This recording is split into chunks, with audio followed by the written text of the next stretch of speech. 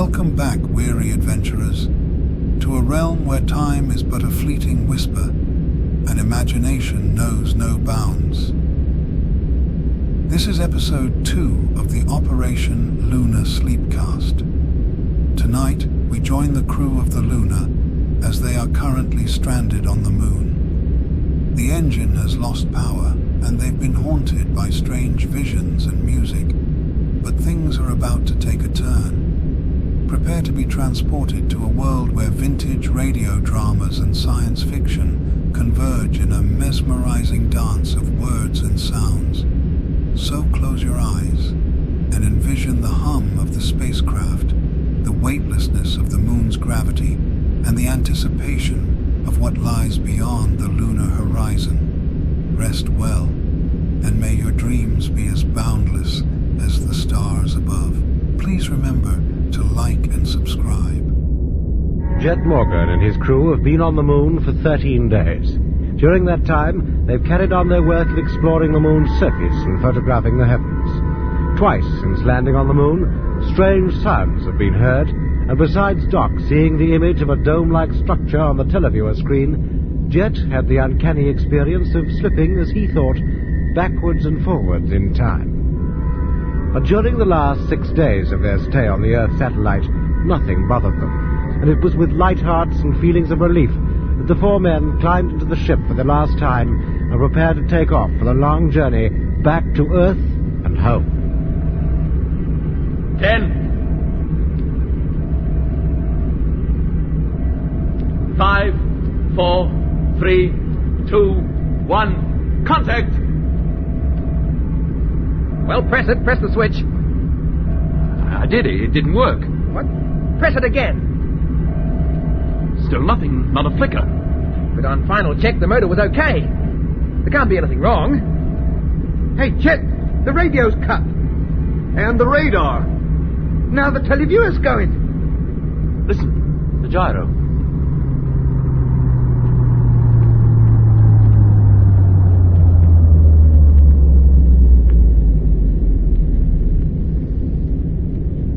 Stopped. Everything stopped. There's not a thing in the ship that works. Oh, the lights are still on. Oh, why can't I keep my big mouth shut? What's happened to the emergency lights? They should have come on automatically. Lemmy. Yes, Jet? The flashlight hanging behind you. Can you find it? I think so. Then switch it on. Hurry, switch it on. Wait a minute, I haven't found it yet. Oh, yes, I've got it now. There. Thank goodness. Better. To have to lie in the dark as well would be the last straw. Now, what's happened, Mitch? Main power supply must have failed. We can thank our lucky stars it didn't happen while we were actually taking off. Didn't you check the power pack? Well, of course I did. Well, we better get down the hole and check it again. Lemmy, get the tool pack out the locker, will you? Yeah. And Doc, go around to every control and switch it off. Break every circuit and keep it open till we get back. Right? Come on, Mitch. Open up the hatch and let's go down.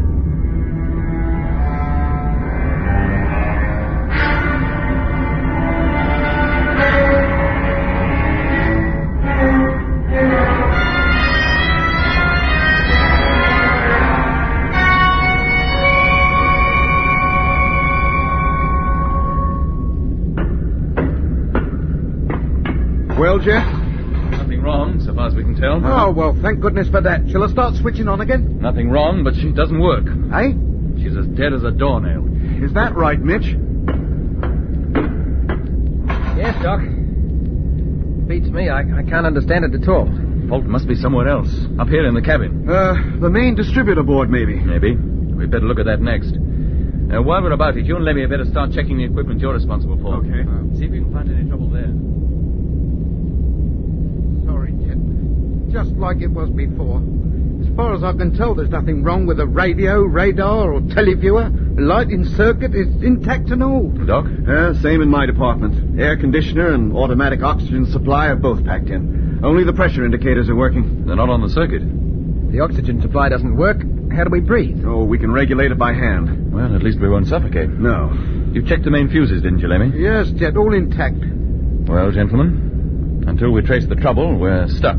Stranded. We can't take off. We can't even go outside. The airlock doesn't work either. Blimey. What do we do now? Well, we'll look again. Go over every inch of the ship with a fine tooth comb. Unless we find what's wrong and put it right, we'll be here for good.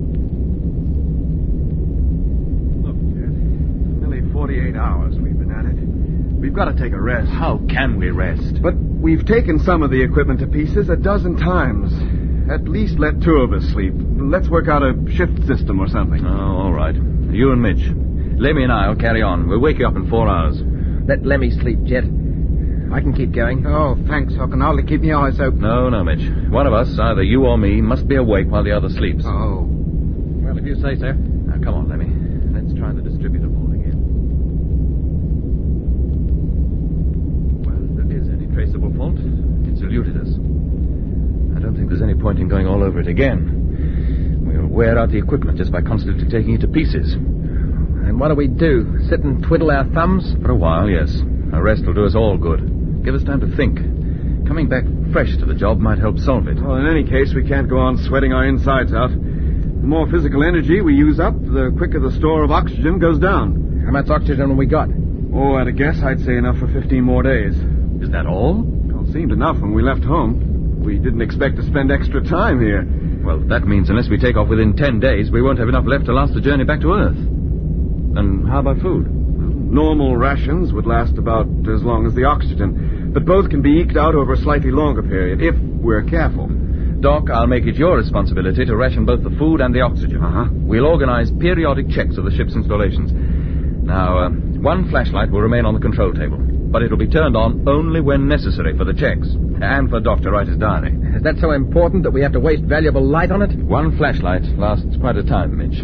Besides, now the recorder's out of action, Doc's notes will have to serve as the log. Now, onto your bunks and let's get the rotor worked out for a start. We were all so pleased, laughing and joking because we was going home. Get onto your bunk, Lemmy, and save your breath. November 12th, 1965. It is now 23 days since takeoff from Earth, 19 days since we landed on the moon's surface, and 5 days since we tried to get off again. By now, everybody, including Mitch, has resigned himself to waiting and hoping. Every few hours, the radio, radar, televiewer, and other installations are switched on in the hope that power is returned to the ship. The only illumination is the 1 flash lamp which burns over the control table. It doesn't throw much light around the cabin, most of which is in deep shadow.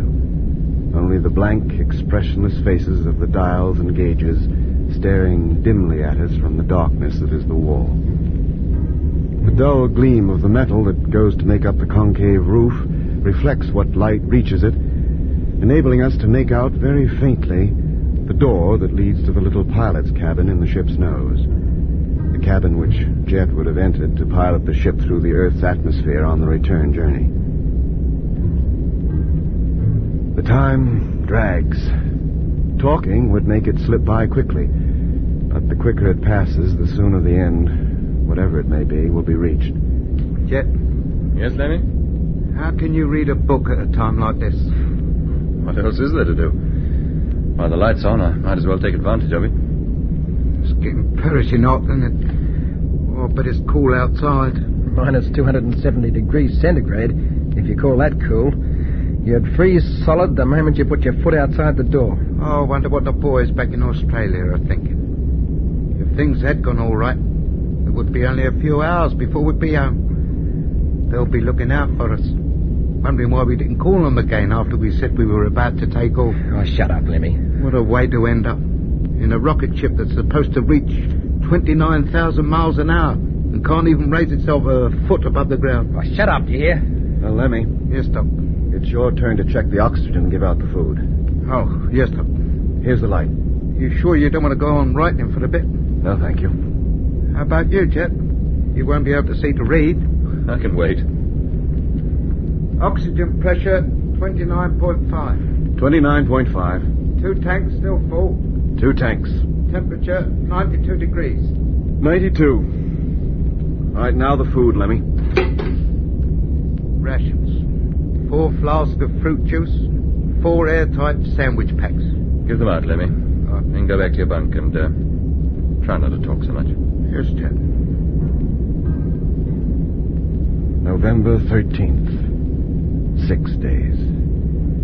We are now really beginning to miss the air conditioner. The heat is almost unbearable, the thermometer standing just over 100 degrees. We have now removed most of our clothes and live in our underwear, and we can expect it to get hotter as each hour goes by. Nobody talks very much. Each man gets up, adjusts the oxygen supply, and distributes the rations as his turn comes round. Almost the only words we've heard these last 2 hours were Jet's orders when we carried out the last tests on the equipment, with the usual result. Nothing. Jet reads constantly.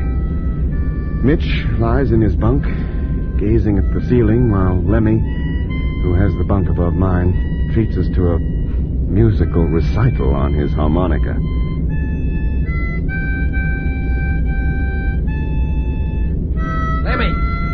Lemmy, cut out that row, will you?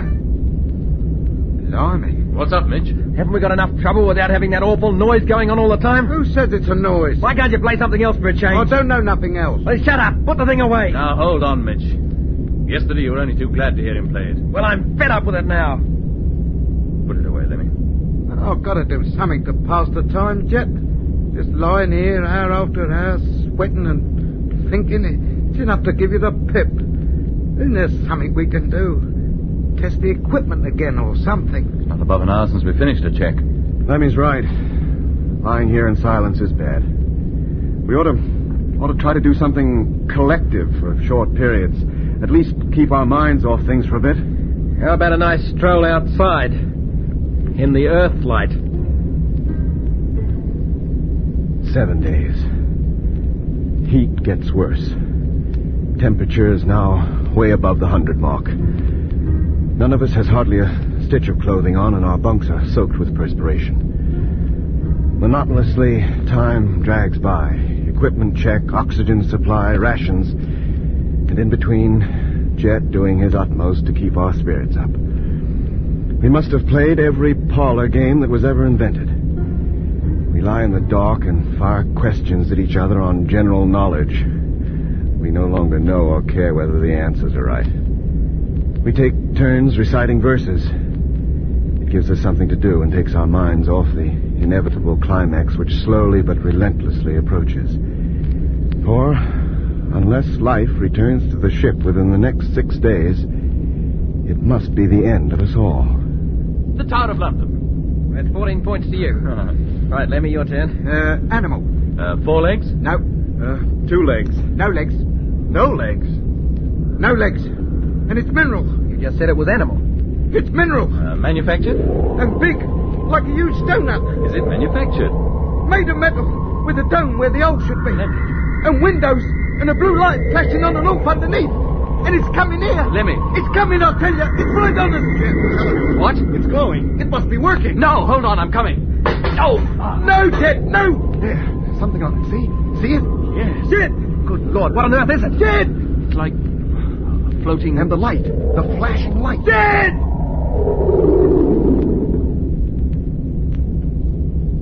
It's gone. Whatever it was, it's gone. But the screen's still alive. You can see the stars. Oh. You could see the stars. Yeah, it's dead again. Lemmy, you all right? Well, what's happened to him? I don't know. Try to find the flashlight. I knocked it off the table in my hurry to get over here. Yes, I've got it, Jet. Does it work? No. Oh. Lemmy, can you hear me? Well, the main lights, if the power's on, they should come on, too. Lemmy, what's the matter? Answer me. Doc, the light switch just above the control table. Huh? Can you find it? Oh, yeah, I got it. Nothing. Stay where you are. I'll get another lamp out of the locker. Lemmy. Leave me alone. Lemmy, the power was on. Do you hear? It came on again. Oh, Lemmy, what's happened to you? What is it? I heard it. That music, I heard it again. You did? It was going to be a horse. The one that won last year's derby. What was? My object. But when I started to answer the questions, it all got mixed up. And then that music came and all I could think of was well, I don't know what it is now. A kind of... You don't have to describe it, Lemmy. We saw it. Eh? We all saw it. What? On the televiewer with a flashing blue light under it. It seemed to be flying. And for a moment it filled the whole screen and then moved out of range, almost as though it might have passed right over us. And then we saw nothing but the stars, just for a few seconds before the screen went dead again. Then it wasn't just me. No, Lemmy. It affected all of us this time. That's better. What a difference just a little light makes. The other one out of action, Mitch?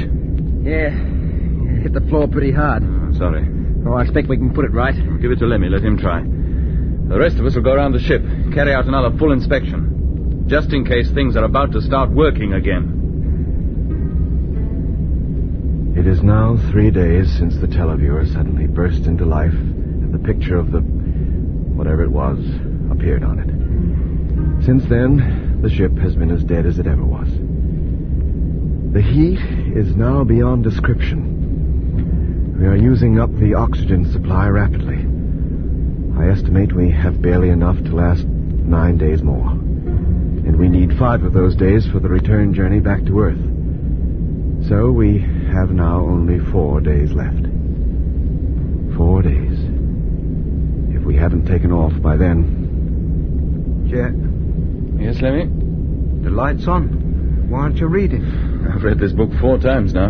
I practically know it by heart. Is it any good? Oh, yes. I first read it as a child. It's always been a favorite of mine. Well, don't keep it all to yourself. Read us a bit. Yeah. Be better than just lying here staring at the ceiling and thinking. Well, I don't think you'd like it all that much. How do we know? Until we've heard it. Yeah, go on, read it. Or some of it anyway. We can have another installment next time the light's on. Go on. Oh, all right. If you really want me to. What's it called? And who's it by? It's by H.G. Wells. Oh, yeah? And it's called The First Men in the Moon. Oh. You still want to hear it? Yes, Jet. Go ahead. What difference can it make? Yeah, it might tell us how to get out of this mess we're in. Go on, Jet. Give it a try. Chapter the first.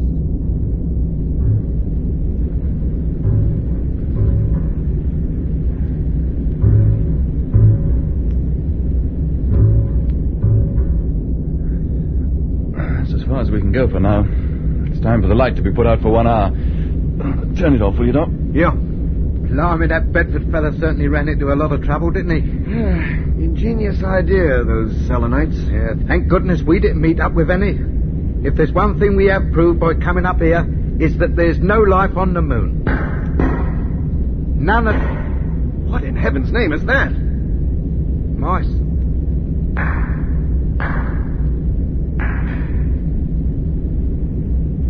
Seems to be coming from down in the hold. Or from outside, down near the stern. There it goes again. On the other side this time. It's as though somebody were walking around the ship and tapping it to see what it was made of. We're trying to find a way in. What kind of a noise is that?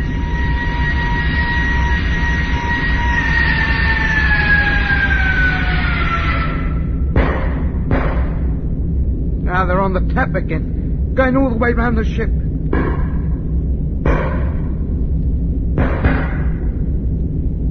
Lie still. Mitch, turn on the light. Yes, Jim.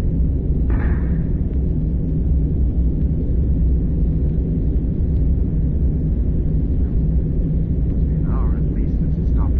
Whatever it was, it must have gone away. 13 days.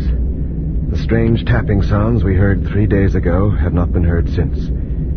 We have no idea what they were. Now there is only 1 day left. Unless we take off tomorrow, we cannot hope to reach the Earth alive. Soon, in just an hour or two, the sun will be rising over the bay and we will have been here 28 Earth days. From the Earth, the moon will be rapidly approaching full. Hundreds of astronomers all over the world will be looking for us. We are too small to be seen, but with luck, while the sun is still low on the lunar horizon, somebody might see our ship's long shadow and recognize it. That will tell them that we are still here. They won't be able to help us, but at least they'll know we haven't wandered off into space, perhaps to spend eternity as a tiny, artificial asteroid in an orbit round the sun. Hey, Jet, the televiewer. What? The televiewer, it's come on. It's working. What's that? The air conditioner. The power must be back. The ship's alive again. The lights. Try the lights. That's just what I am doing. That's better. Come on. The lights have come on again. Let me get to the radio, see if that's working. The rest of you, go to your own controls. Yeah, sure. Check everything. Yep. Yes. Automatic oxygen supply is going as well as the air conditioner. We should start cooling off soon. Motor gauges are alive. Tank full. Everything okay? Oh, thank heavens, and not a day too soon. Radio's going. Transmitter registers full aerial current. See if you can contact Earth, Lemmy. What do you think I'm doing? Come on, Mitch. Let's make one thorough check. See if we're fit for takeoff. Don't see why not. All we needed was power, and we got it. We're going home. We're going home.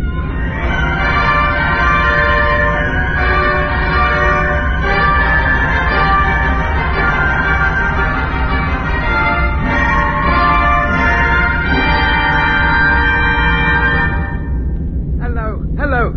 Rocket ship Luna calling. Rocket ship Luna. Calling rocket launching ground. Wonga Walla, Australia. Can you hear me? Come in, please. Over.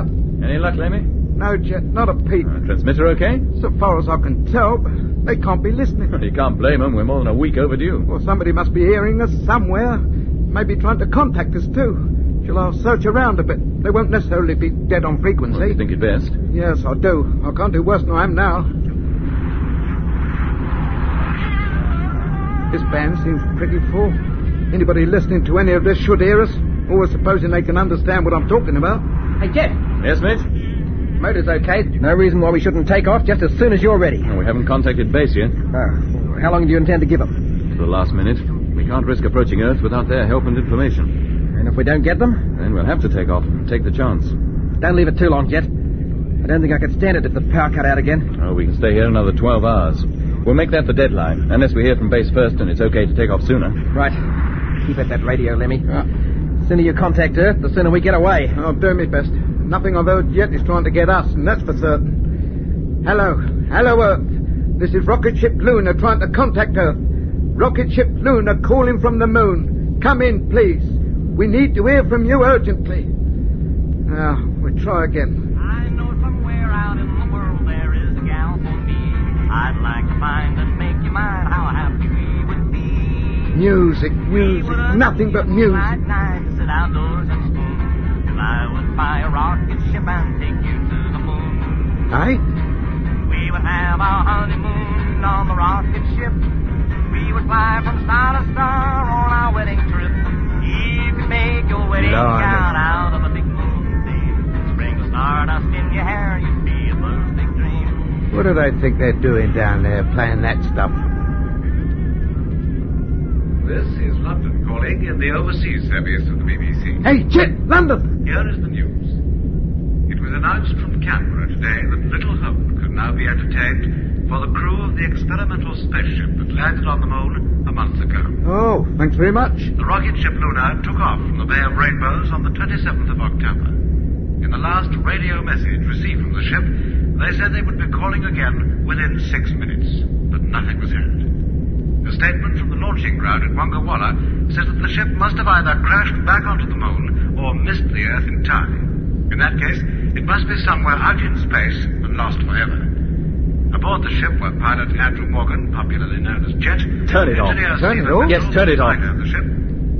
Fools. You're not kidding. We didn't say we had taken off. We said we were about to take off. Get back to the transmitter, Lemmy. Keep Right. calling. Try to raise somebody. Okay. Hey, Jet, What is it, Doc? come over here, quick. What? Now, what's the trouble? The screen. Look at the screen. The crater. Blimey. Good heavens. Is that the thing Lemmy saw? During the guessing game? Is it, Lemmy? You should know. You said you saw it yourself. You all did. Yes, but not like this, with the rising sun lighting up every detail. We only caught a glimpse of it. That's when it must have arrived. And it's been sitting out there ever since. You mean it landed here? Well, what else are we to think? Then who is it? What is it? Must be H.G. Wells's lot. There's only one way to find out. We'll go out there. Aye? But we can't. It's time for us to leave. We can't spare the oxygen. We've got a couple of hours yet. But you don't know what that thing is or what it can do to us. The very reason I want to go. This is the biggest thing we've seen since we landed here. We can't pull out on it now. Yeah, but Jet... You willing to come with me, Mitch? Yes, Jet. I'm all for it. Then get the suits, Lemmy. We're going out.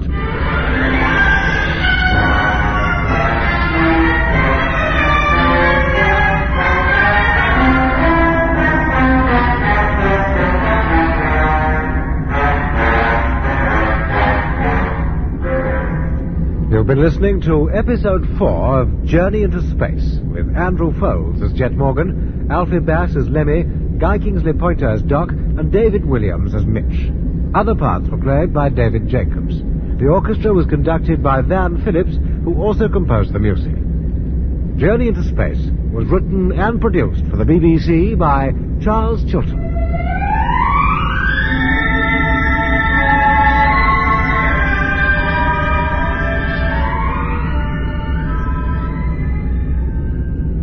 After spending one lunar day on the moon, Jet Morgan and his crew prepared to make their long journey back to Earth. But when the time came to take off, nothing in the ship would function. All efforts to find the reason for the ship's failure were fruitless, and the 4 men spent the lunar night, equivalent to 14 Earth days, within the ship, waiting and hoping. On the 10th day, strange tapping sounds were heard outside the ship as though somebody or something were inspecting it. Then, just as the sun was rising on the lunar horizon, the power unaccountably returned and the ship sprang to life. Once more, preparations for takeoff were made and radio contact with the Earth was attempted. Then, in the televiewer screen, appeared the image of a strange object. Good heavens! Is that the thing Lemmy saw during the guessing game? Is it Lemmy? Oh, you should know. You said you saw it yourself. You all did. That's when it arrived. It's been sitting out there ever since. You mean it landed here? Then who is it? What is it? Must be H.G. Wells' lot. There's only one way to find out.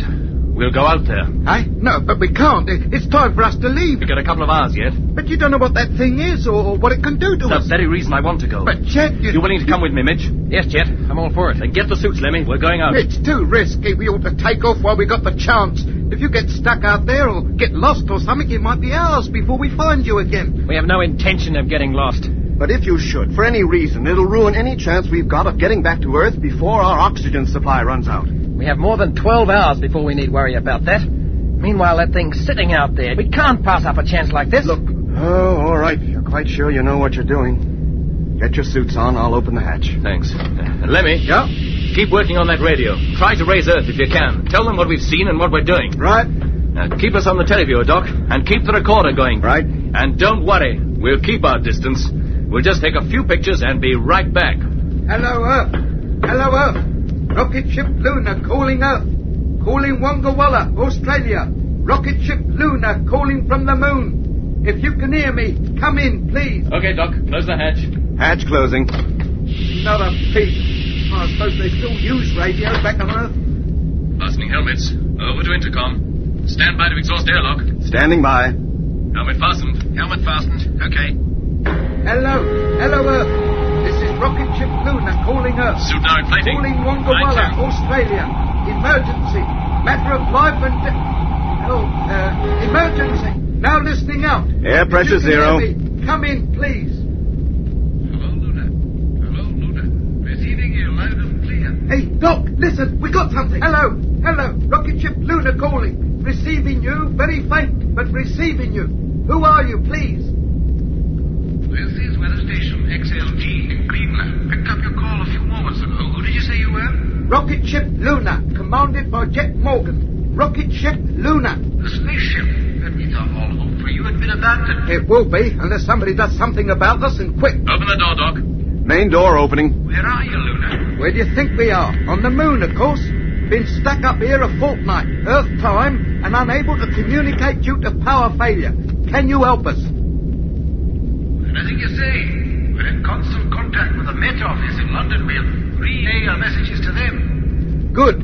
Tell them we're trying to contact the rocket launching ground at Wonga Walla, Australia. Ask London to raise them and tell them to communicate with us. It's urgent. Very urgent.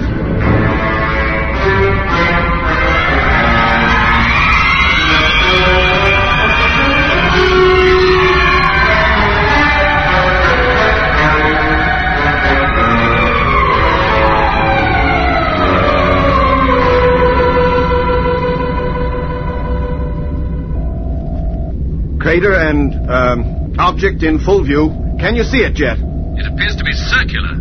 About 40 feet in diameter and 10 feet high. The general shape is rather like a donut, but with a dome-like roof. Mitch is now taking pictures of it. You getting this, Doc? Yeah, every word. Sounds just like the thing I saw. It appears to be made of metal.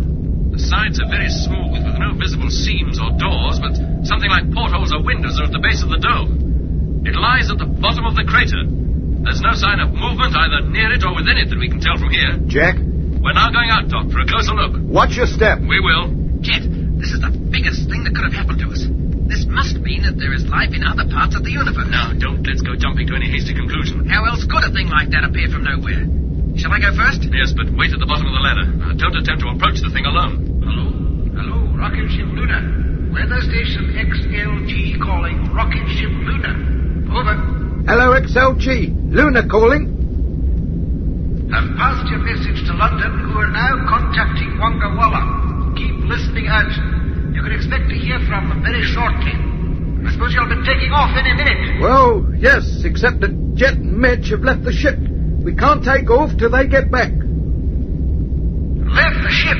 What for? Well, there's a thing out there. They've got to look at it and take a picture of it. What sort of a thing? Looks like another spaceship. It landed here during the night. Another spaceship? Where from? You sure it's not the man in the moon dropping in for a cup of tea? Don't you believe me? Well, at least you're in good spirits up there. Joking at a time like this. Oh, I'm not joking. Well, if you say so. Now, you better listen out for Wanga Walla. He should be calling you soon. And good luck. Hello, Doc. Jet calling. Receiving you. Go ahead. We've touched down on the moon's surface and we're walking towards the crater. Let us know when we're in camera range. Okay. Doc, did you hear that? Them fellas down in Greenland don't believe us. I can hardly believe it myself. Hello, Jet. Seeing you now. Hello, Luna. Hello, rocket ship Luna. Control calling. Calling from Wanga Walla launching ground. Can you hear me? Come in, please. Control! It's Control! Did you hear that, Doc? We got 'em! Hello, Control! Hello, Lemmy calling! Lemmy Barnett calling from the moon! Where you been all this time?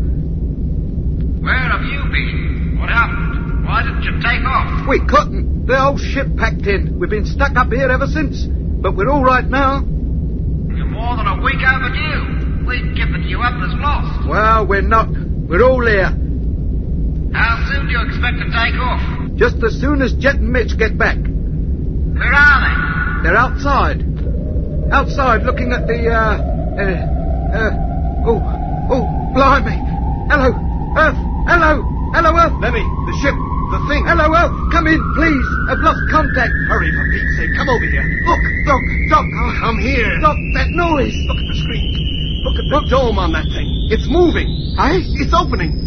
The top is opening. Can Jet see it? Jet! Hello, Jet. Hello. Can you hear me? Jet. Mitch, this is Doc. Can you hear me? Don't move. Stay where you are. Stay where you are.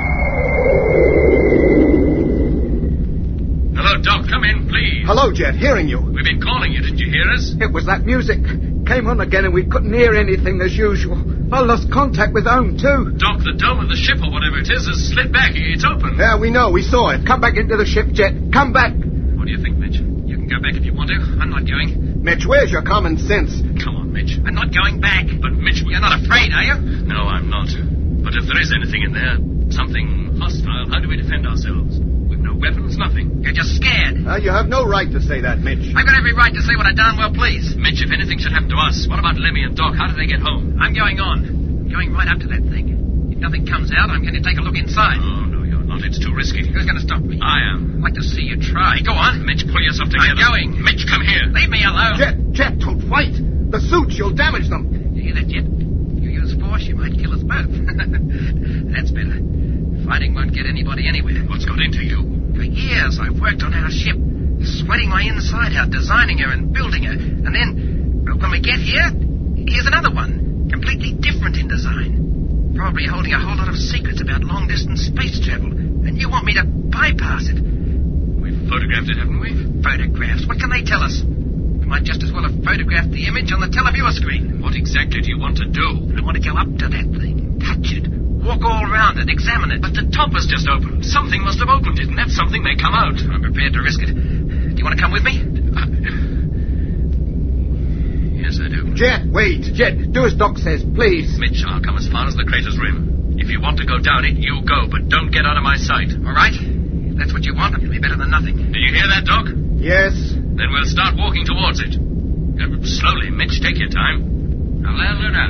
Hello, Control calling. Have lost contact.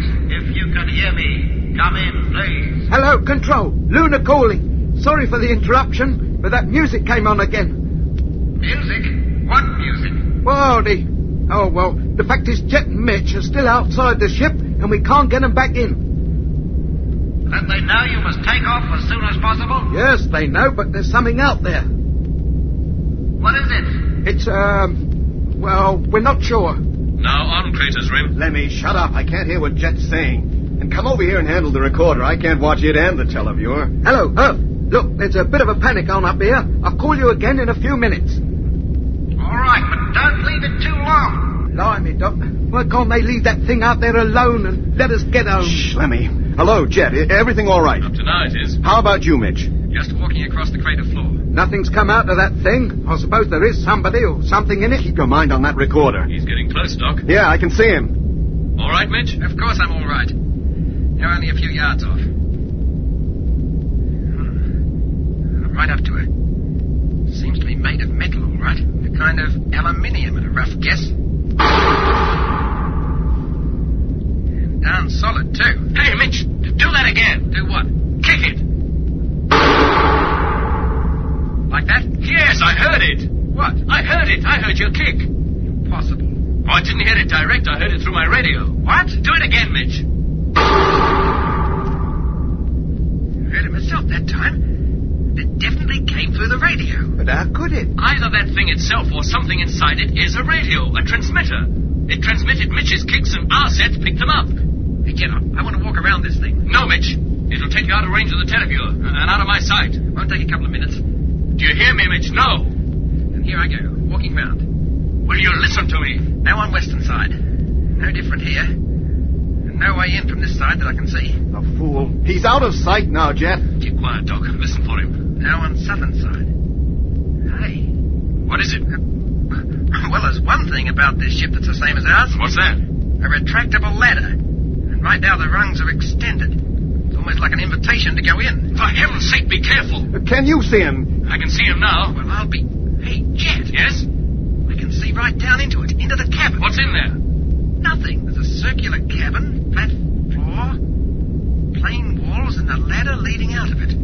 I'm going in. Oh, no. Well, I made it. I'm in. The walls seem to be made of octagonal-shaped panels. And there are 2 rows of buttons at the top of each panel. Leave them alone. Don't touch them. You don't think I'm that crazy, do you? Beats me where the crew can be, if it ever had one. How's it going to get here? Could be remote-controlled. But who by and where from? Search me. Maybe this is just the airlock. The actual living quarters are further inside. Oh, no. Doc, listen, it's here. Jet.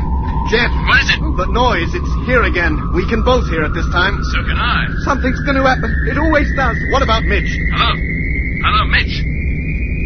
Mitch, can you hear us? Mitch? He doesn't answer. Doc, you try to raise him. Hello, Mitch. Can you hear me? This is Stop calling. Hello. Hello, Mitch. Call him again. Hello, Mitch, can you hear us? Jet's already calling him. Oh, why did he have to go in that thing? And why doesn't he come out? Hello, Mitch. Hello. Hello, Jet. What's the panic? Didn't you hear us calling you? Didn't you hear the music? It's nothing to be scared of. Hey? None of us is going to be hurt. This ship is just different from ours, that's all. Run on an entirely different principle. Its magnetic field upsets the working parts of our ship. Mitch, what on earth are you talking about? It's all so simple.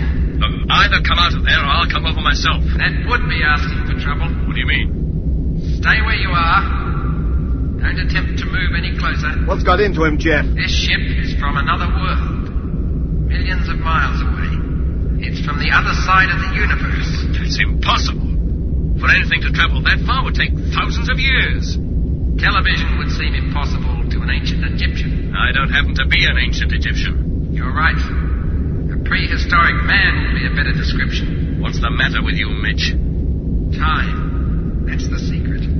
Journeys through time. Leave here. Whoosh. Next moment you pop up 1,000 years from now. Or back a couple of thousand. Will you please explain what all this is about? Can you explain a geometrical problem to a monkey? What? His crackers. Whatever happened to him in there sent him clean off his rocker. Mitch, listen to me. No. You listen to me. What are you doing here? Where are you from? Doc, what can we do? Talk to him. Keep talking to him. Well, we're from the Earth, but you know that.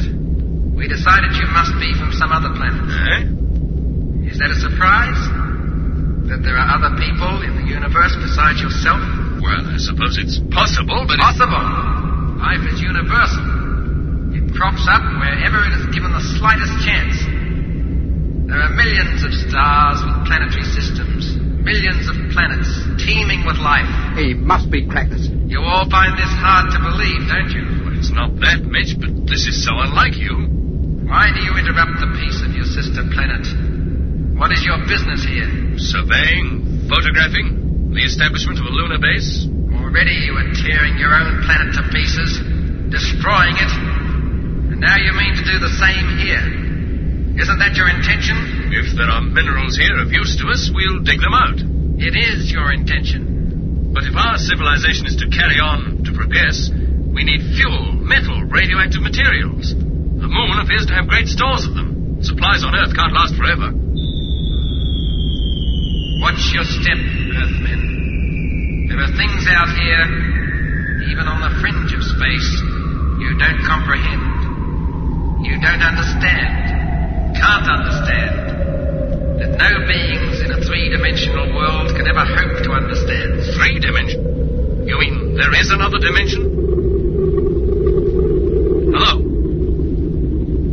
Hello, Mitch, can you hear me? Mitch, hello? Hello? I can't understand it. I don't understand it at all. Hello, Mitch? It's no good. It's beyond me. What is? Don't seem to be any doors. Nothing. If there is a way further into this ship, it's absolutely undetectable. Mitch, come out of there. Come out? But I've only just this moment got in. Come out, do you hear? I can't leave it now. Oh. What's the matter? I don't know. I'm getting out and quick. He jumped. Mitch, be careful. Don't run. A lot of notice he's taken of that. Good Lord, Chet. That thing's alive. Alive? Well, I don't know. It began to vibrate. Is that all? It's enough, isn't it? Jet, look! The dome, it's closing! What? Yes, it is. I got out just in time. Let's get back into the ship quick, before we all go crazy. There above a minute. I hardly said a word to you, and then I felt the thing come to life, and that's when I jumped and came running back to you. Doc, you recorded everything, didn't you? Everything. Play it back. Let Mitch hear it. There's nothing I'd like more. You've got me worried. What's the panic? Didn't you hear us calling you? And didn't you hear the music? It's nothing to be scared of. Eh? Bruce, is that me? It's your voice, isn't nothing it? to be scared of. That's what I thought you said. None of us is going to be hurt. This ship is just different from ours, that's all. Run on an entirely different principle. But I never said any of those things. I wasn't in that ship long enough to say half that. But you were, and the recorder's proof of it. Let's listen to it. Let me hear it. Mitch, what on earth are you talking about? It's all so simple. Mitch, either come out of there or I'll come over myself. Watch your step, Earthmen. There are things out here, even on the fringe of space, you don't comprehend. You don't understand. Can't understand. That no beings in a three-dimensional world can ever hope to understand. Three-dimension? You mean there is another dimension? Well, Mitch? It's fantastic. It's unbelievable. This is Doc's diary all over again. And you, Jet, slipping backwards in time. You know, it all ties up in a peculiar way. Well, how? You go in there and time seems to stand still. We hear your voice over our radio and record it. But so far as you're concerned, you were in and out of that ship in less than a minute. Well, when I went into the crater, the same sort of thing happened to me. I was unaware of time passing. But according to you three, I had disappeared. And I was gone for more than 2 hours. You know, the whole business does seem to be connected with time in some way. Maybe, but the music Lemmy's been hearing, the stuff I wrote in my diary, how do you tie that up? I don't know, unless they were trying to contact us in some way. If so, they finally succeeded through Mitch. But who are they? What are they? Where did they come from? The other side of the universe, according to you. Or should I say, your voice. Of course, that's it. They're time travelers. Yeah. Time travelers? Yes. It's been known for years that the only way to get to the really distant stars is to travel through time. And that's just what that ship must do. Then why couldn't it have arrived 100 years from now? or 100 years ago. Why do they have to pick on the very time when we landed here? They must have been just as surprised to see us as we were to meet up with them. That's why they tried to scare us off, frighten us, put the ship out of action. Why should they want to do that? Because they're afraid of us. Hey? What, them afraid of us? Well, why not? But they seem to have so much more knowledge, more intelligence, if you like. Well, have they? Or is it just a different kind of knowledge? But if they can travel through time, or whatever that means, they must be vastly superior to us in every way. Lemmy, can you fly and find your way instinctively like a homing pigeon? Do I look as though I can? Do you consider the homing pigeon superior to you, then? More intelligent? Just because he can do something you can't do? No, I don't. Well, that's how it might be. Whoever made that ship out there can travel in time. They probably couldn't travel through space if they tried. Oh, if only we had their secret. Think of the things we could do. If only we had the oxygen. Think of the time we could stay here. Are we ever going back? No, he's right, Jeff. Maybe we bumped into something that's going to rock modern thought to its foundations, but unless we get word of it back to Earth, and quick, it's going to be lost forever. Yes. Lemmy, open up that radio. Call Earth. Tell them we'll be leaving in a few minutes. Tell them we're going back. That's the best bit of news I've heard up to now. Doc, Mitch, start getting ready. Take off in 30 minutes. That's what I like to hear.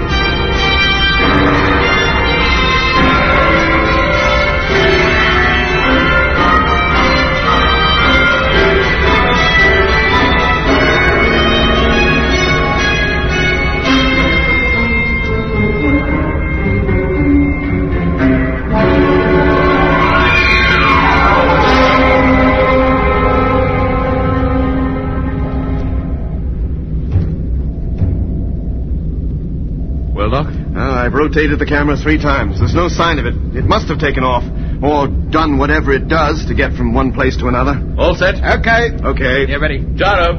Gyro. We'll keep the motor going until we reach 3,700 miles an hour. Then we'll cut her. Cut her? But escape velocity is 5,300. We don't need escape velocity. Not to go into an orbit around the moon. You said anything about an orbit round the moon. I thought we were going straight back. When we started out on this trip, it was definitely arranged we should circle the moon at least once to see what the other side looked like. It's something scientists have wondered about for centuries. But, Jet, that was if everything was normal. Everything is normal now. The ship's working, isn't she? But for how long? We're going to circle the moon as arranged. Now stand by for firing. As soon as the correct speed is reached, we'll turn the ship through 90 degrees, increase velocity, and get as close to the surface as we can. Standing by. Okay. Okay. Firing in 10 seconds. 5, 4, 3, 2, 1, contact!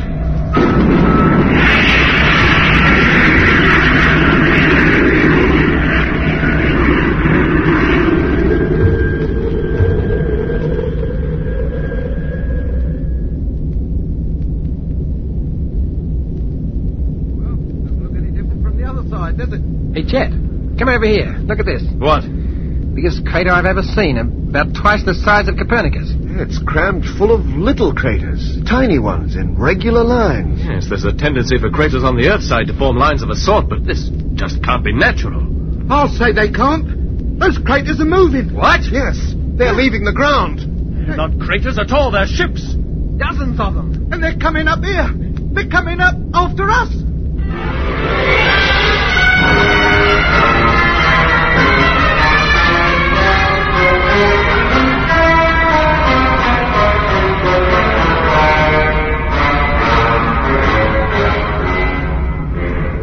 You've been listening to Episode 5 of Journey into Space with Andrew Folds as Jed Morgan, Alfie Bass as Lemmy, Guy Kingsley Pointer as Doc, and David Williams as Mitch.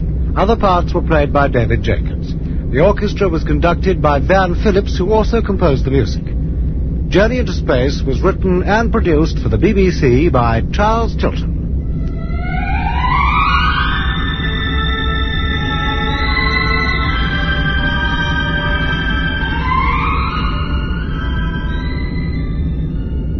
After being stranded on the moon for 14 Earth days due to a power failure, the rocket ship Luna was at last ready to make her return journey back to Earth. Then a strange object which looked like another spaceship was seen on the televiewer screen, and Jet Morgan and Mitch went out to investigate it. Mitch entered the craft, and according to him, left almost immediately when he felt the ship begin to vibrate. But when he returned to his own ship, Mitch found that he'd been in the strange spacecraft for longer than he thought, and that during that time his voice had been heard explaining that the spaceship was actually from another part of the universe and had reached our solar system by traveling through time. The rocket ship Luna took off, but before setting her nose towards the Earth and home, went into a circular orbit round the Moon so that the far side could be photographed. Hey, Jet, come over here. Look at this. What? Biggest crater I've ever seen. It's about twice the size of Copernicus. It's crammed full of little craters, tiny ones, in regular lines. Yes, there's a tendency for craters on the Earth side to form lines of a sort, but this just can't be natural. I'll say they can't. Those craters are moving. Yes, they're leaving the ground. They're not craters at all, they're ships. Dozens of them. And they're coming up here. They're coming up after us. Good heavens, I think they are, too. Isn't there something we can do to get away from them? Turn on the motor or something? Not while we're on this side of the Moon. Not until our nose is pointing towards the Earth again. Blimey. Look at them weaving about like aircraft. How can they do it? Search me. I'd give 5 years of my life to know. Hey, they're getting into some kind of formation. Maybe they're going to attack us. If they are, there's nothing we can do about it. We've no weapons, nothing. We can't even take evasive action. Well, we'd have as much chance as an old-fashioned airship against a guided missile. Well, maybe this is just their way of giving us a send-off, a kind of farewell party. I don't like that farewell bit. We better call up control and tell them about this. Use your loaf, Mitch. We can't be heard with the Moon between the Earth and us. No, still directly below us. Same height, same speed. And in a circular formation, like a ring of toadstools. We've nearly completed the circuit. With luck, we'll get away from them. Strap yourselves in. Okay. Let me know when you're all set. All set. Okay. Okay. Then cut in the stern televiewer, Lemmy, and switch in forward view. Televiewer, forward view, on. There it is. There's the Earth. Almost directly ahead. And very welcome she looks, too. Position, Lemmy. Coming into center, 5 degrees. Dock stabilizer. Stabilizer.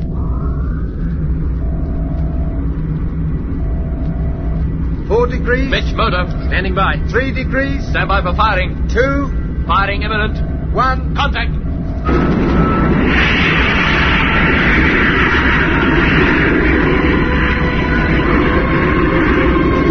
300, 350, 360, 370,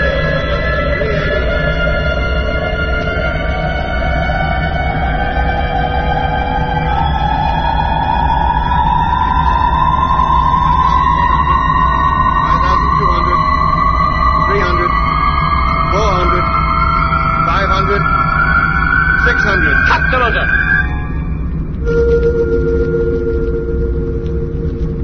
Earth, now dead center. Course correct. Cut the stabilizer, Doc. Stabilizer cut. Well, that's that. On course, correct velocity, and we're heading for home. We'll see just what our escort made of that little maneuver. Stern televiewer, on. Are they still there, Mitch? Can't see them. Good. We must have left them miles behind. Wait a minute. I can see them. There. Those tiny black dots against the bright moon surface. Mitch, you haven't checked the motor or the fuel supply. Sorry, Jet. I'll do it right away. Now, Doc, where are they? There. See them? They must be following us. Hello, Earth. Rocket ship Luna calling home. Over. And they're gaining on us, too. Motor and fuel tanks okay. Plenty of reserve fuel left. Oodles of it. Mitch, they're following us. What? They're getting closer all the time. Hello, Earth. Rocket ship Luna calling control. Calling control. Come in, please. What are they up to? What's the idea? Maybe they're just curious. Either that or they are planning an attack. Lemmy, have you got control yet? No, give us a chance. Hello, Earth. Rocket What ship good will Luna contacting calling base do? control. For us, Come in, probably please. very little. Hello, But at least Earth. we ought to tell Earth to warn them. Let future crews know what to expect out here. Come in, Hey, please. listen. Huh? Well, can't you hear it? Jet, that noise. It's here again. Yes. Jet, can't you hear it? Yes, Lemmy, I can, but get control for heaven's sake. I can't. It's that blinking music. Hello. Hello, Earth. This is Rocket Ship Luna calling control. It's getting louder. They're still coming. Getting closer. That's why it gets louder. That noise must come from them. Hello, Earth. Hello. Good grief. What is it, Doc? They must be going to ram us. The whole lot of them. What? Yes, they must be. They haven't changed their line of flight one iota. They're coming straight at us. But they wouldn't dare. They'd do as much harm to themselves as they would to us. Even if they're remote controlled. That is a point. Well, they're getting pretty close. Jet, Huh? do you feel anything? Feel anything? What? Gravity's returning to the ship. Oh, it's impossible. It is, I tell you. They're almost on us. Control. This is Luna. Come in, please. Emergency. I can feel the gravity pull. So can I. It's beginning to get difficult to stand up. Jet, what's happening? The ships. They must be all around us. Get onto your bunks. Lie flat. Lie flat. I can't. I can't make it. Lie where you are on the floor. Hello, Earth. Hello. Ellie, get down. Everybody, lie down. Keep it. What is going on? There's television on. There's a ship right up close behind us. It fills the whole screen.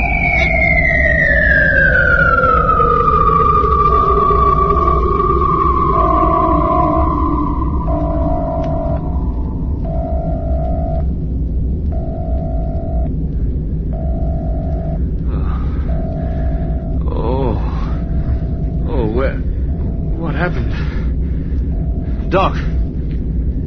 Mitch, Lemmy, can you hear me? Yeah, I can, Jet. What happened to us, Mitch? I don't know. Oh, how do you feel?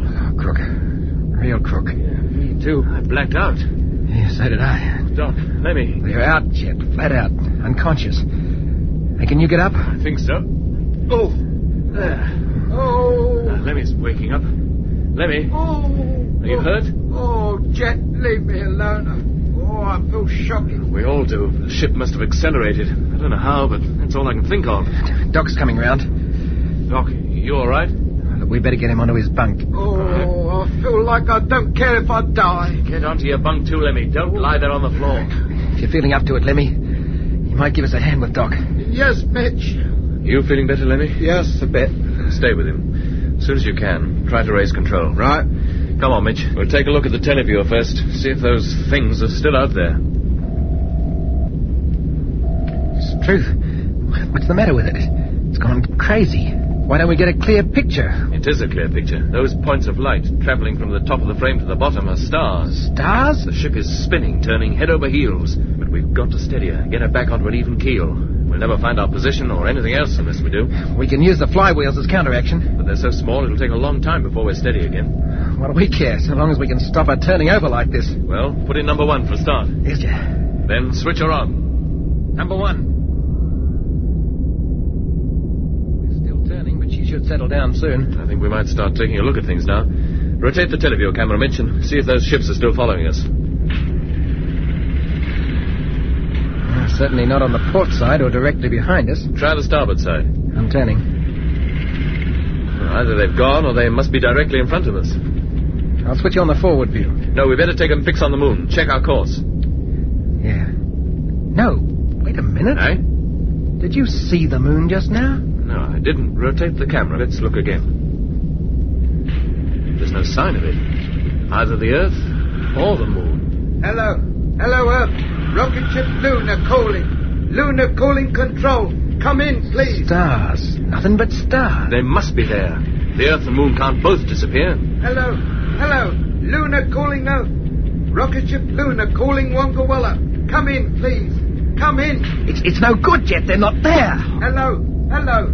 Are you receiving us? Wongawalla, come in, please. We need your help. Hey, Jet. Jet, I can't raise a sausage. Absolutely nothing. Not on any frequency. It's like every transmitter back on Earth is packed in. Oh, don't be ridiculous. Keep trying. Well, if you say so. Any sign yet, Mitch? No, and I've gone almost right round. There you are. A full turn. Nothing. We couldn't possibly miss objects the size of the Earth and the moon. The moon's image alone should more than fill the whole screen. We can't be that far away from it. We've got to face it, Jet. If they're there, we can't pick them up. If they're there. Something must be wrong with the televiewer. Then why do we see the stars? It's no good, Jet. I can't raise a thing. Not a single living soul. Jet? Yes, Doc? What's the trouble? No, we don't know. Lemmy says the radio's working, but he can't pick up anybody. To all appearances, the televiewer's working, but we can't pick up the moon or the Earth. And we've searched every possible direction. We see nothing but stars. No sign of the ships? No, not a sign. Well, that's something. But we must be way off course. Oh, that's putting it mildly. We'd have to be thousands of miles off course for this to happen. The televiewer must have gone wrong. Well, there's only one way to be sure of that. Go out there and look with our own eyes. It's all we can do. Then let's get our suits on and go. This has got to be solved, and quick. We've got no time to waste. Look, I'll work the airlock for you. Not if you don't feel up to it, Doc. No. Lemmy can do it. No, I'll do it. It's more important that he stays with the radio. Oh, very well. Give us a couple of minutes to get the suits on. Hello. Hello. Rocket ship Luna calling. Rocket ship Luna calling control. Now leaving ship. Check. Fastening safety line. Now walking up side of ship. Now fastening safety line. Walking up side of ship behind jet. Can you see the Earth or the Moon? Not yet. Haven't got high enough to get a good view, but I'm nearly there. Now. Well? Not a sign. They're not there. Then they must be underneath the ship. You can't see them because the ship's in the way. No, Doc, not a hope, I'm afraid. Well, then what's the explanation? I don't know. It's as though we'd left his solar system altogether.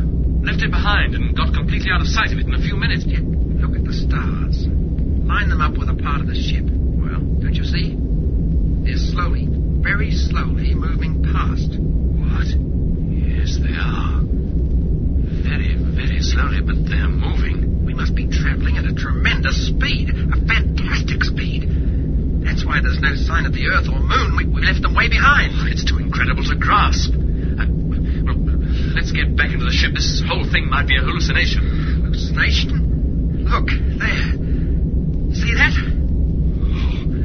A yellow star. Near enough to show up as a disk. Did you see anything like that on the way out from Earth? We couldn't expect to. We can't get anywhere near that close to a star, even the nearest star. Can't we? Well, that darn thing's close enough, isn't it? Good heavens! The sun! The sun? Of course! And we're traveling away from it.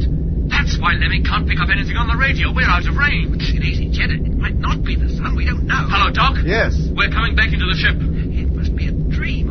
Or a dream. We'll wake up soon. We've got to.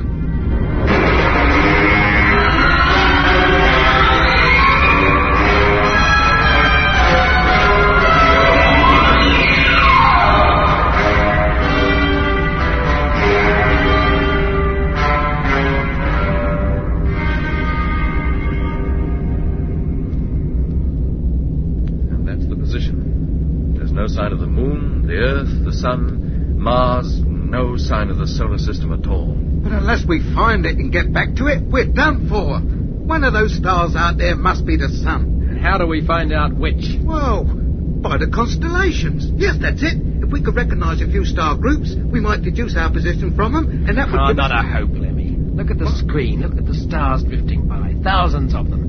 Can you pick any given constellation out of that lot? Well, I can't, no, but I'm only the radio operator. I'm afraid I can't either, Lemmy. We'll never do it that way. And constellations as seen from here, right in among them, as it were, look very different from what they do on Earth. Virtually unrecognizable. Even if we did get our bearings, how do we take the ship out of the course she's in now and put her on the right one? With a motor and the gyros. Rotate the ship until the nose is pointing in the right direction, and then turn on the power. Look at the speed we're traveling. I don't think cutting in the motor would make any noticeable difference. Even if we used all the fuel in one burst. What do you mean? We haven't a chance? No hope at all? Not of getting back home. Not even to the moon? Oh, I didn't much like it, but it would be better than nothing. We could at least see the Earth from there. Not even to the moon. Well, how did this happen? What caused it? Less than an hour ago, we were quietly coasting above the moon's surface, minding our own business, and now look at the mess we're in. Lemmy, none of us know how this happened. All we do know is that those ships had something to do with it. Somehow, they've managed to increase our speed, carry us faster and further than man has ever dreamed he could go. Then where are those perishing ships? Where are they taking us? We don't know that they're taking us anywhere. Seems that in one go they swept us right out of our little solar system and smack into the middle of eternity. Yeah, but where is eternity? We must be going somewhere. Lemmy, the universe is vast. You know that. It's on the cards that we'll never land up anywhere. Aye? I mean it. Ah, but that's impossible. Just take a look at those stars out there. Even if we just go drifting hopelessly on, we're bound to meet up with one of them in the end. Every one of those stars is 1,000,000 times bigger than this ship. They've been drifting out here in space for millions and millions of years. And in all that time, only an infinitesimal number, if that, have ever actually collided. So what are our chances, Lemmy? Millions of years, you say? Yes. How much oxygen we got? Enough for 4.5 days. Silly, isn't it? You could look at it that way. But them ships or whatever they were, they told us through Mitch that there was thousands of planetary systems in the universe, all teeming with life. There probably are. Well, if we can leave our own in such a hurry, and it likely we're liable to meet up with another just as quick. Maybe the very one those ships come from themselves. We might do anything. All we do know is that we're somewhere out in space. Probably zooming through the Milky Way at a speed something approaching that of light. Now look, even if we did come across another solar system, what are the chances of its planets being suitable for us to land on? And, assuming they are, what are the chances of our being able to survive on them? Not much. Aye? Well, take our own planetary system. Of the 9 known planets, not counting the asteroids, the only one, so far as we know, supporting any life is our Earth. Well, what about the others? Mercury's so near the sun, the temperature is high enough to keep lead in a molten state. Could anything live in that? Oh, I shouldn't think so. Venus, whose surface no man has ever glimpsed, is so hot that even if our atmosphere contained enough oxygen, which it doesn't, life would be virtually impossible. Oh. Mars, with its thin atmosphere, may support some kind of plant life, but life in Jupiter, Saturn, or any of the other planets would be frozen solid. It just couldn't exist. So what are our chances of finding just one planet in thousands, presumably millions, out here that could support life? Always supposing we're alive when we reach it. Well, if you ask me, this trip has turned out to be a dead loss all round. But other planets in other planetary systems don't have to be like ours, do they? No, they could be of many kinds. What, for instance? Well, some might well still be in a molten state, in the first stage of their development. Others could have long since gone right through their life cycle and now be dead, barren, lifeless, like the moon. Yes. Some might well be enclosed in poisonous atmosphere. Or others have no atmosphere at all. Or be so large and their gravity pull so strong, we couldn't even stand up. Some so small we could jump 50 feet in the air at every step. You know, others might be much like the Earth, but have no water, and there can't be any life without water. Some might have their surfaces entirely covered in water. A planet entirely covered with water. It's not impossible, Mitch. Well, anyway, there'd be no point in landing there. I can't swim. On top of that, you must remember that we are equipped only for Moon or Earth landings. Landing anywhere else might need a completely different approach, different methods, different kinds of equipment. Not very encouraging, is it? I'm afraid we've all got to face up to it. We're helpless. Absolutely helpless. No idea where we are, what direction we're traveling in, and even if we knew, powerless to exert any kind of control whatever over the ship. I'd sit down and make me will, but there'd be nobody to read it. To think that our attempt to conquer such a small part of the universe should have resulted in this. An endless journey through eternity. Yeah, this is what comes of meddling with things we don't understand. We should have stayed home, where life was worth living. Well, there's no use in crying over it now. We have to do something, if only to keep our reason. You're the captain of the ship, Jet. Anything you say? Well, for a start, we'll carry out normal routine. Check the equipment, call up base on the radio. What good would that do? According to you, there's no radio wave could leave Earth fast enough to catch us up. There's no sense in sitting back and brooding over the position. The only things we can do are those we've been doing in connection with the ship's routine, and we'll carry on that way until we... Lemmy, get to the radio. Yes, Jet. Mitch, check the motor, fuel gauges. Yes, right, Jet. I'll check the radar and keep televiewer watch for the next hour. Doc? Yeah? You'll keep a log, just as you did during the long wait on the moon. Yeah, sure. Get started. And let's have no more talk about solar systems, planets, or anything else unless it's going to help the situation.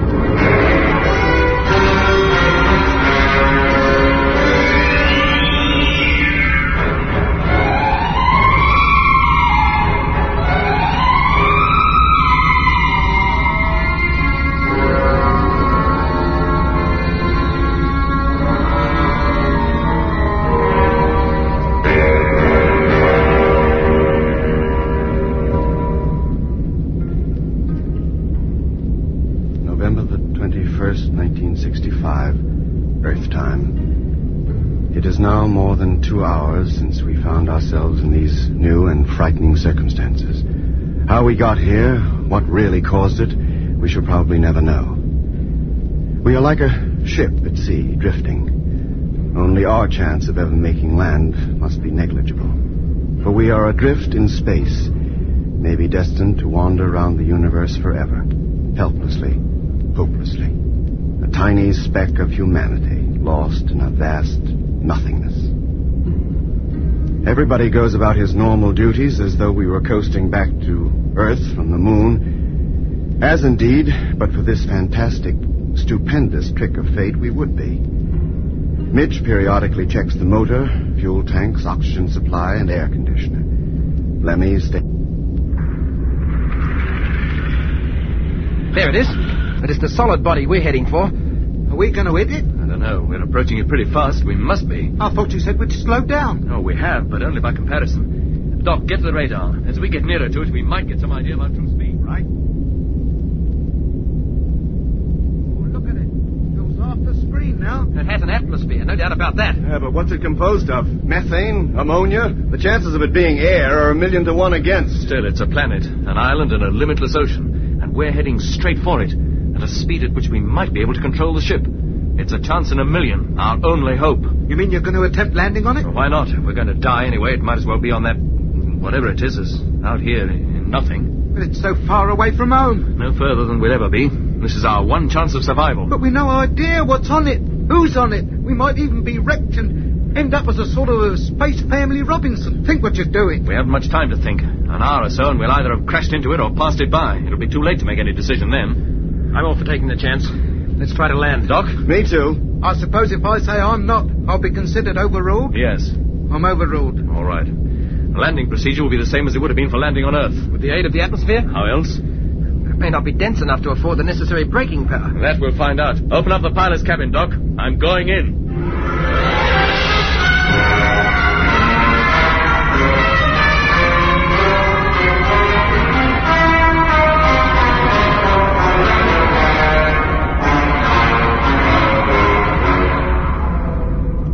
You've been listening to Episode 6 of Journey into Space with Andrew Folds as Jet Morgan, Alfie Bass as Lemmy, Guy Kingsley Pointer as Doc, and David Williams as Mitch. Other parts were played by David Jacobs. The orchestra was conducted by Van Phillips, who also composed the music. Journey into Space was written and produced for the BBC by Charles Chilton.